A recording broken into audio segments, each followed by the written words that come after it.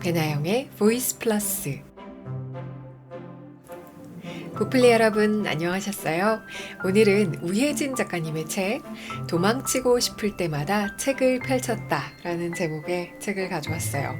아마 아이를 키워보신 분이라면 이 책의 제목에 격하게 공감하지 않을까 싶은데요. 아이 기저귀 갈 시간은 있어도 내가 화장실 갈 시간은 없고, 때 되면 나는 밥을 못 먹어도 아이 밥부터 챙겨야 되고, 하루 종일 산발을 하고 아이를 돌보다 보면 어느새 집안은 쓰레기통이 되어 있고, 매일 밤마다 정말 5시간만이라도 통잠을 잡으면 참 좋겠다 이런 생각 하잖아요.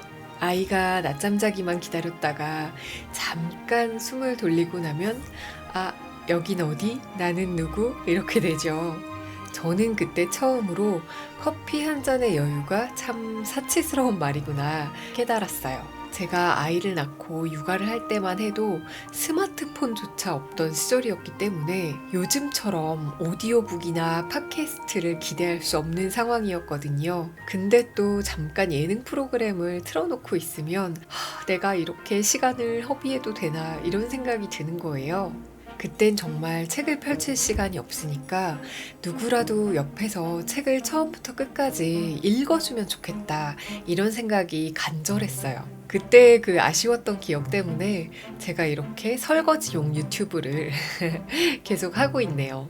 우혜진 작가님은 낮이면 아이한테 에너지를 쏟고 밤이면 책으로 충전하길 반복하면서 점점 육아가 쉬워졌다고 말해요. 심지어 작가님은 책보다 TV를 훨씬 더 좋아하는 분이셨는데 이렇게 글을 쓰고 책을 내서 작가님이 되셨어요. 저도 사실 아이가 자는 2시간 동안 뭘 할 수 있을까를 고민을 하다가 그 시간에 글을 써서 자유기고가 활동을 시작했었거든요. 거의 10년에 가까운 경력 단절을 딛고 제가 자유기고가 활동을 시작할 수 있었던 건 아마 그 2시간의 힘이었던 것 같아요. 지금 육아 때문에 너무 힘든 분들, 스트레스 많으신 분들, 나만 이렇게 힘든 게 아니구나, 이렇게 하면 조금 덜 힘들겠구나, 이 책으로 공감 나눠볼게요. 책의 앞부분 프롤로그에서부터 우혜진 작가님이 어떻게 책을 가까이 하게 되셨는지, 그리고 책 뒷부분에 있는 틈새 시간을 모으는 법, 독서에 집중하는 팁을 읽어드릴게요. 구독과 좋아요, 알림 신청 감사드려요. 도망치고 싶을 때마다 책을 펼쳤다. 우혜진 지음. 시소. 프롤로그. 아이를 키우는 것은 행복함과 우울함, 두 감정을 하루에도 몇 번씩 감당해야 하는 힘든 경험이었습니다. 그토록 원하던 아이를 낳았지만 출산의 과정을 겪는다고 해서 부모가 저절로 되는 것은 아니었습니다.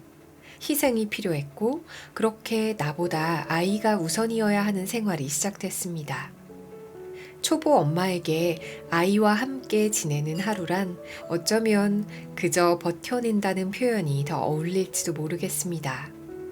매 순간을 살아내느라 시간은 그저 나를 스쳐 지나가기 바빴습니다. 여기저기 얼룩이 있는 옷을 며칠째 입고 있는 웃음기 없는 얼굴에 초췌한 내 모습이 눈에 들어왔습니다. 행복하지 않은 나의 모습을 인식하고 난 후 한동안 거울을 보지 않았습니다. 행복해지려고 아이를 낳았는데 어쩐지 모든 것이 엉켜버린 것만 같았습니다. 육아 1년 차. 아이를 아프지 않게 키우는 것이 내가 해야 할 일이라고 생각했습니다. 육아로 가득 찬 하루는 참 힘겨웠습니다. 누구의 잘못도 아닌 걸 알았지만 아이에게 화를 내기도 하고 남편을 탓하기도 하고 어디든 감정을 풀며 나를 알아달라고 마음속으로 수없이 소리쳤습니다. 엄마라는 자리는 그 어느 자리보다 힘들다는 생각이 들었습니다. 그러던 어느 날 책을 만났습니다. 아이를 어떻게 키워야 할지 막막했고 아이를 이해하고 싶어서 육아서를 읽기 시작했습니다. 책 안의 정보대로 아이를 키울 수는 없었지만 그 대신 책에 대한 재미를 느끼게 되었습니다. 아이 교육에 대한 책, 엄마의 감정에 대한 책, 아이 발달 과정에 대한 책 등 아이와 나에 관련된 책들을 읽으면서 무언가 채워지는 느낌이 들었습니다. 현실에서는 아이와 씨름하는 엄마지만 책을 읽는 순간에는 오롯이 나만 남았고 나를 채우는 시간이라 참 행복했습니다. 책을 통해 아이에 대한 고민을 해결하기도 하고 우울한 감정을 위로받기도 하면서 아이를 있는 그대로 바라볼 수 있게 되었습니다. 24시간 집에서 아이와 단둘이 있는 엄마가 누군가에게 고민을 이야기하고 답까지 건네받을 수 있는 방법은 책을 읽는 것 하나였습니다. 책 읽기가 생활이 된 지금 처음 육아를 시작했을 때보다 많이 편안해졌습니다. 무엇보다 육아를 하면서 부족한 내 모습을 인정하게 되었고 엄마인 나도 꿈을 꿀 수 있다는 희망이 생겼습니다. 좋은 엄마가 아니어도 괜찮다. 엄마도 꿈을 가져야 한다. 라고 책은 평범하게 아이를 키우는 엄마의 무한한 가능성을 인정해 주었습니다. 책이 고마웠습니다. 몸은 비록 아이와 하나로 묶여서 24시간 함께 생활하고 있지만 마음은 분리를 하기 시작했습니다. 나아가 아이와 나는 각자의 시간을 인정하는 독립된 사이가 되었습니다. 또 나의 시간을 아이와 함께 나누어 쓸 수 있는 마음의 여유도 생겼습니다. 아이와 엄마는 떼놓고 생각할 수 있는 존재가 아니기에 함께 성장하는 방법을 책을 통해 찾으려 했습니다. 나 자신을 이해하고 그 마음을 채워나가야 아이를 향한 엄마로서의 사랑도 단단해져서 아이에게 오롯이 가닿는다는 사실을 깨달았습니다. 육아가 그토록 힘들었던 이유는 엄마인 내가 아이만 보고 있었고 아이에게 쏟는 에너지를 채워줄 다른 무언가가 없었기 때문이라는 사실을 알았습니다. 나보다 아이가 중요한 것도 아이보다 내가 중요한 것도 아니라는 사실을 깊이 체감했습니다. 나와 아이가 함께 성장하고 있는 지금, 흘려보내는 시간이 아니라 채워가는 시간인 지금, 그 어느 때보다 행복합니다. 모든 엄마들이 자신만의 책을 만날 수 있기를, 자신을 위한 시간을 통해 삶의 에너지를 충전할 수 있기를, 자신의 꿈을 희생하지 않는 꿈꾸는 엄마가 되기를 바라고 응원합니다. 세상을 만나는 유일한 시간. 나는 어릴 적부터 책보다 TV를 훨씬 좋아했다. 가요 프로그램, 드라마, 예능 어느 하나 놓치지 않으려고 채널을 계속 돌려가며 볼 정도로 TV 마니아였다. 학교에 가면 모든 드라마 스토리를 꿰고 있어서 친구들에게 이야기해주는 걸 유일한 취미로 삼았던 아이였다. 그렇게 세상 행복함을 TV 시청으로 느끼며 살았다. 그런 내가 TV 대신 책을 선택한 건 정말 큰 사건이다.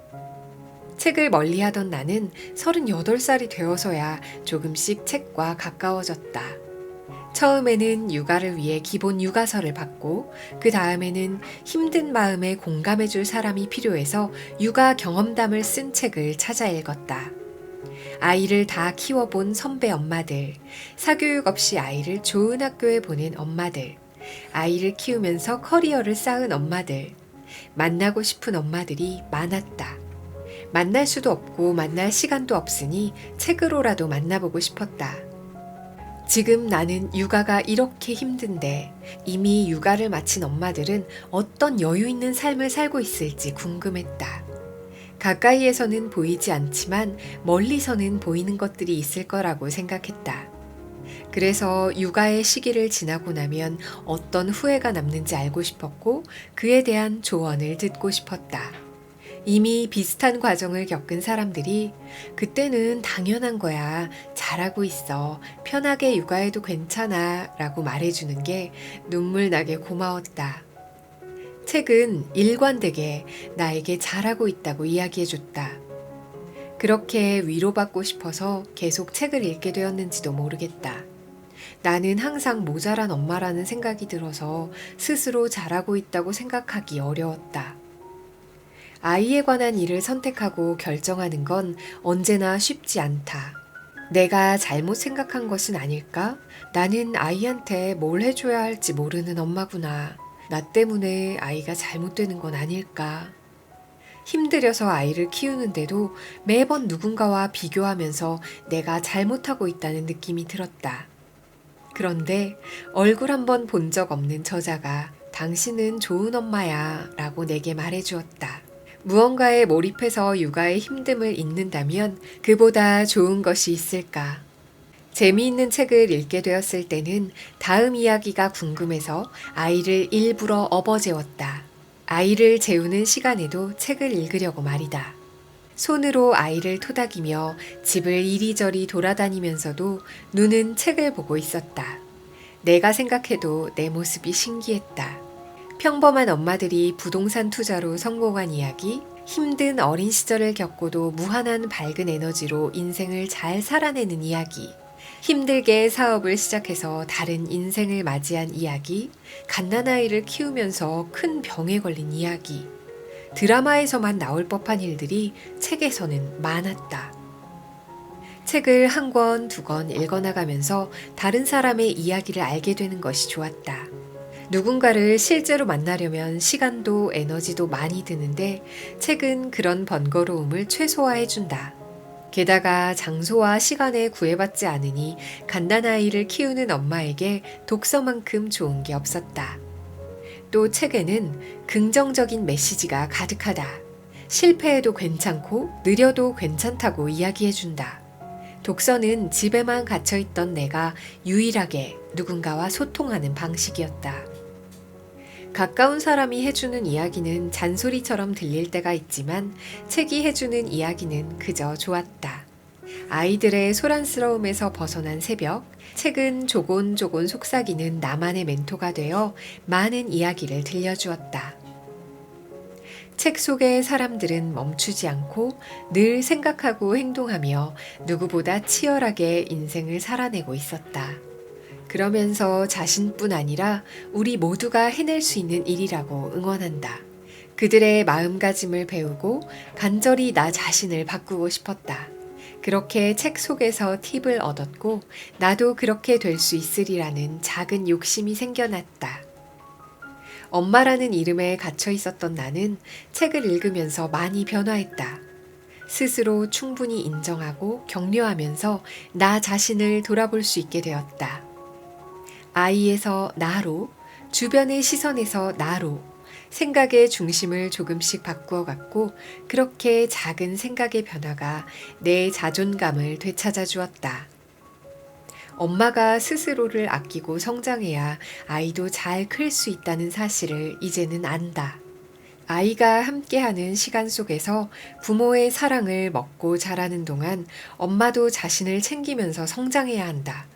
육아가 아이만을 위한 시간이라면 결국 그 누구도 행복할 수 없다. 책을 읽으며 글을 쓰는 지금이 나는 그 어느 때보다 행복하다. 그래서 책이 참 고맙다. 틈새 시간을 모아서 육아맘, 워킹맘, 세상의 모든 엄마들, 육아를 하는 사람들은 혼자만의 시간이 빠듯하다. 작정하고 욕심을 내야 하루에 2시간 정도 가질 수 있을까 말까 한 게 엄마들의 현실이다. 아이들이 잘 때가 유일하게 자신만의 시간이다. 그런데 사실 아이가 잘 때라고 해도 통으로 비어있는 시간은 아니다. 통잠을 자는 아이들도 많다는데 우리 집 2아이는 모두 자는 동안에도 엄마를 찾고 울어서 수시로 방으로 불려 들어갔다. 한 줄 읽으면 울고 한 페이지 읽으면 울고를 몇 번 반복하면 화가 머리끝까지 올라온다. 내가 무슨 덕을 보겠다고 책을 잡고 있는 건지 아이와 나 모두에게 짜증도 났다. 하지만 간절한 사람이 우물을 찾듯 아이들에게 불평할 것이 아니라 내 스스로 시간을 확보하는 방법을 찾는 게 현명하다 생각했다. 하루 안에서 내가 가진 시간을 쪼개고 쪼개는 것이 원하는 일을 할 시간을 만드는 유일한 방법이었다. 틈새 시간을 공략하는 게 사실 선택권 없는 정해진 답이었다. 우선 며칠 동안 나의 일상을 관찰하기 시작했다. 그냥 흘려보내는 시간은 없는지 꼼꼼하게 살피고 아이와 떨어질 수 있는 시간을 찾으려고 했었다. 아이가 나와 함께 놀이를 하다가 혼자 몰두해서 노는 시간이 있다. 엄마를 찾지 않고 놀면서 엄마가 다른 곳에 있는 사실조차 모르고 집중하는 그 시간은 길지는 않지만 활용이 가능하다. 하루 종일 아이와 붙어 있지만 아이도 혼자 집중하는 시간이 필요하기에 굳이 같이 놀자고 말을 걸 필요가 없고 지켜봐 주는 것도 아이에게 좋을 거라는 생각이 들어서 나도 내 할 일을 하는 편이다. 하루 중에 그 타이밍을 몇 번 합치면 하루에 30분 정도 공백 시간이 생긴다. 이런 징검다리 틈새 시간에는 가볍게 읽을 수 있는 책이 좋다. 언제 흐름이 끊겨도 상관없고 내용이 이어지지 않는 책이 적당하다. 또 아이가 어릴 때는 아기띠로 업어서 아이를 재우는 시간에도 책을 읽을 수 있었다. 재우는 동안 손이 자유로우니 충분히 가능했다. 한 손은 아이를 토닥이고 한 손은 책을 든다. 아이가 바로 잠들지는 않았기에 시간도 어느 정도 확보가 된다. 평소에 아이를 재울 때는 아기가 잠들기만을 기다리고 있는 상황이 돼서 언제야 잠이 들까 시계만 계속 쳐다봤었다. 그런데 책을 읽으며 그 시간을 내 것으로 만들어버린 후에는 더 이상 지루하지 않았다. 도리어 아이 재우는 시간을 기다릴 만큼 같은 시간을 다르게 대했다. 어느새 아이는 잠이 들고 잠든 아이를 내려놓고 진짜 책을 읽는 시간이 시작된다. 가족끼리 외출할 때에도 틈새 시간이 존재한다. 차에서는 각자의 자리가 정해져 있다는 장점을 활용하는 것이다. 조수석에 앉으면 나만의 공간이 주어지고 아이들과 몸이 떨어져 있게 된다. 그래서 차를 타고 이동할 때 무조건 책을 들고 나섰다. 남편이 운전해주는 차 안에서 책을 읽는 것이다. 아이들 소리와 노랫소리에 시끄럽긴 하지만 내 공간이 확보된다. 아이와 내가 분리만 된다면 그것으로 충분했다. 하루하루 아이와 붙어있는 생활을 하는 엄마들은 바쁜 하루 중에 틈새 시간을 잡아내서 책을 읽는 방법밖에 없다. 워킹맘들은 출퇴근 시간을 활용하거나 점심을 먹고 남는 시간을 활용할 수도 있을 것이다.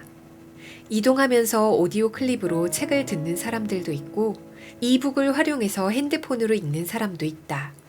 종이책이 아니어도 책을 읽는 방법이 다양해졌다.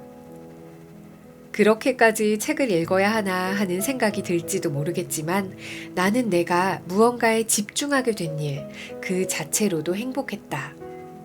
아이에게만 집중하다가 내가 하고 싶은 것이 생겨서 생활에 활력이 생겼다. 그런데 시간이 갈수록 읽고 싶은 책은 점점 늘어나고 내 시간은 너무나 한정적이었다.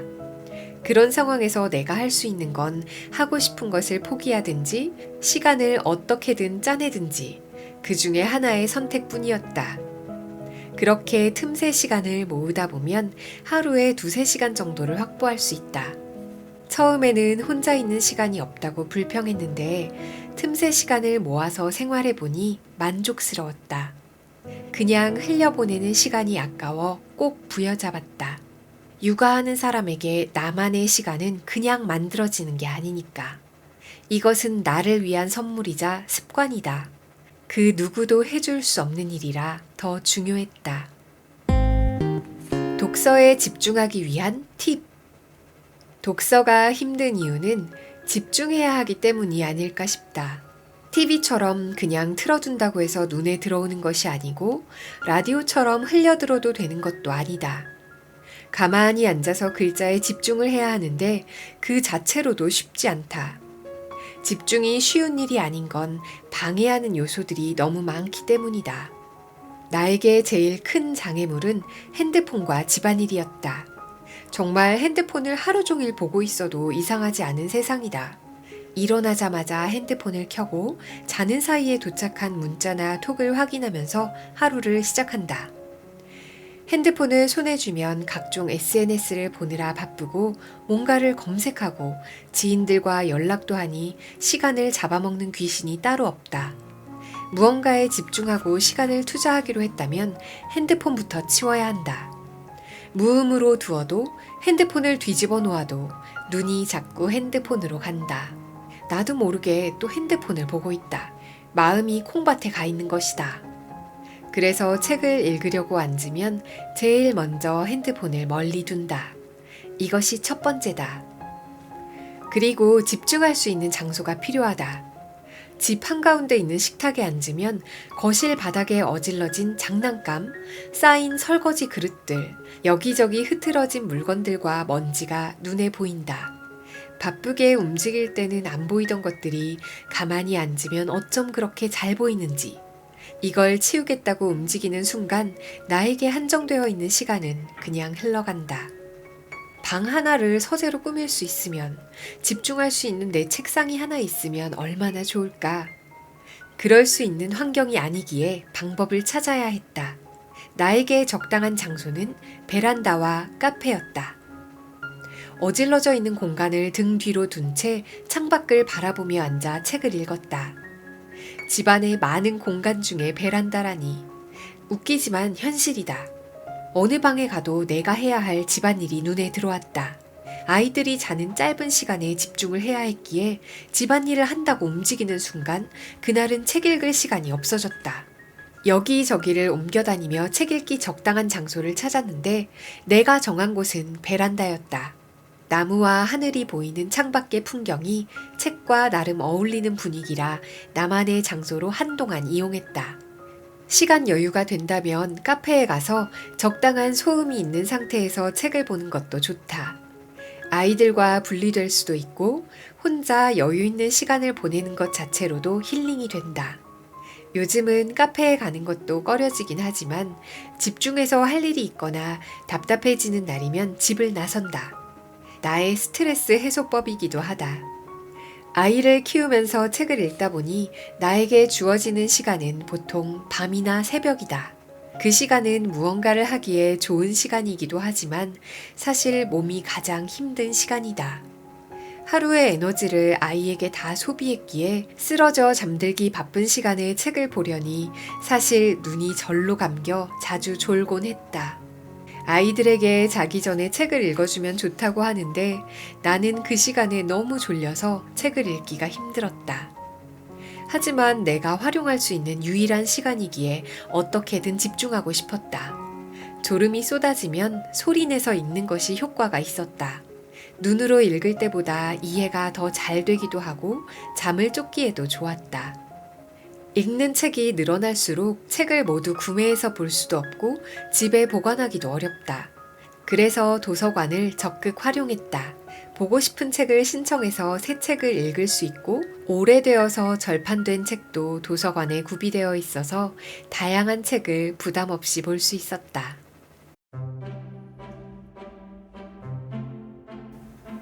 아이가 가장 사랑스럽고 예쁜 시절, 그리고 다시 오지 않을 시간이지만 육아 초보에게는 제일 어렵고 힘든 시간이죠. 누구에게나 어떤 순간에나 빛나는 명언을 하나 고르라면 이 또한 지나가리라 라는 말 같아요. 아무것도 하지 않아도 시간은 지나가요.